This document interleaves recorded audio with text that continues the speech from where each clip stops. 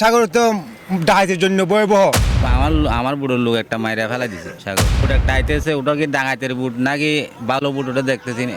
এখন আপনারা সব ভিডিও করতে পারেন, স্ট্যান্ড করতে পারেন, সব কিছু করতে পারেন, কিন্তু ডাকাতের সংস্থা কিন্তু কুলাতে পারতেছি না। এই জন্য আমাদের বেশি সমস্যা দরজাত বই বিক্রি অসংখ্য বই বিক্রি করে। বই বিক্রির জন্য আমাদের ব্যবসা মায়েরা ধরা, কিন্তু আমাদের ব্যবসা টিকাতে পারতেছি না এদের জন্য, বইয়ের জন্য।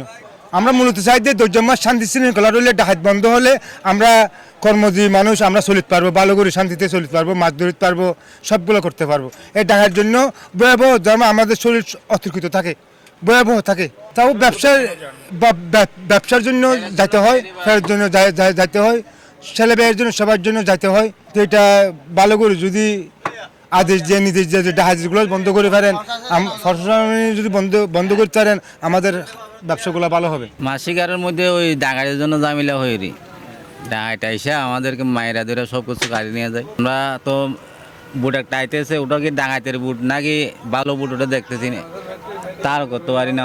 সবাই বুট নিয়ে আইসে মায়েরা ধরে সব কিছু গাড়ি নিয়ে যায়। আমাদের লোক পর্যন্ত ক্ষতি করছে এরা। একটা লোক আমার বুড়োর লোক একটা মাইরা ফেলা দিছে সাগর। ওই নিয়ে আমরা তো সাগর কুলোর কোনো কাজ জানি না, সাগরের কাজটাই জানি। তো সাগরে যাইতে হবে না, বউ বোন পালাইতে হবে।